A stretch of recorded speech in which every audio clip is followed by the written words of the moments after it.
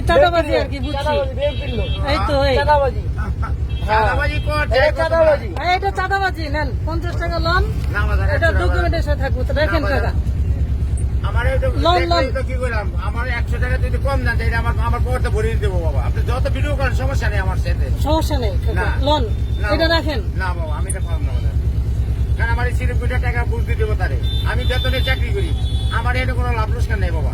এই বিএনপি যদি ক্ষমতা আসার আগে যদি এরকম ডাকাতি শুরু করে ভবিষ্যতে কি হবে? চাকরি করি বাবা, আমি বেতনে চাকরি করি, আমার এটা কোনো লাভ লোকসান নেই। আপনার জন্য এটা জায়েজ হবে? এটা তো আপনার জন্য সমস্যা না, আমাদের সমস্যা নেই। আপনার জন্য এটা জায়েজ হবে? আমার জায়গায় যদি আপনি চাকরি করেন তাহলে আপনার কি হবে? ছেড়ে দেন। আরেকদিন আইবো না, আচ্ছা, আমার জায়গায় আরেকজন তো আসবে। আচ্ছা 400 টাকা দেন। 400 টাকা দেন। 400 টাকা। আমার জায়গায় আরেকজন আসবে না। আরে যে আসুক, আপনার জন্য এই টাকা জায়েজ হবে নাকি? আপনি টাকা কালেকশন করে আপনার জন্য। আওয়ামী লীগ সারা জীবন এখানে ছিল, জীবনে টাকা নেন, আর আপনি এখন বিএনপি ক্ষমতায় আসে নাই, তার আগে আপনি 100 টাকা নিয়ে ফেলতেছেন। বাইরে এটা কি শুরু করছে ভাই?